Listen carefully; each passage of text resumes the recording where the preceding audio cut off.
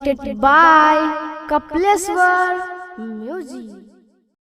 Singing by Rahul Rasila. Naya saal mein koi dikat dil hamara chal galo re hamara Mix by DJ Ram Kumar Kalami Madhubani hamara chal galo re hamara chal galo re अभी आप सुन रहे हैं लानेट music की शानदार प्रस्तुति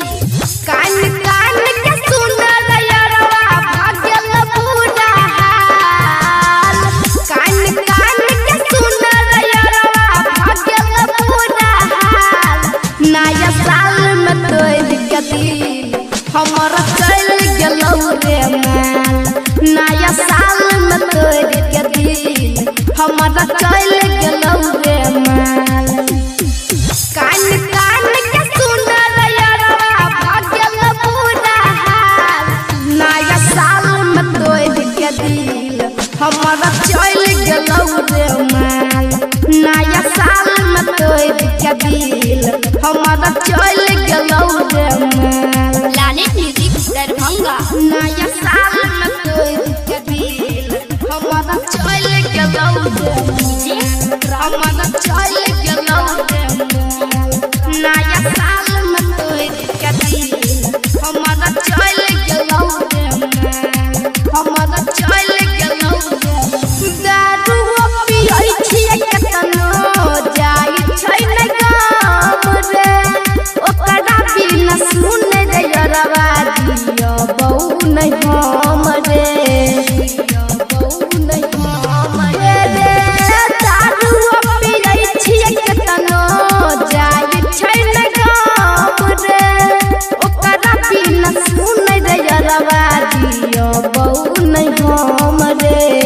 love you लिख के टकरा देबै अब हमर माल लव यू लिख के टकरा देबै अब हमर माल नया साल में तोड़ के दिल हमारा चल गेलौ रे माल नया साल में तोड़ के दिल हमारा चल गेलौ रे माल लानेट म्यूजिक दरभंगा नया साल में तोड़ के दिल हमारा चल गेलौ रे हमारा चल गेलौ रे नया साल में तोड़ के दिल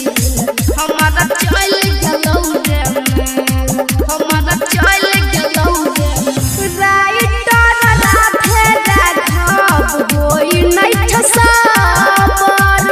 दिल से बनक कोई देलकौ हमर नामर हमर नाम रे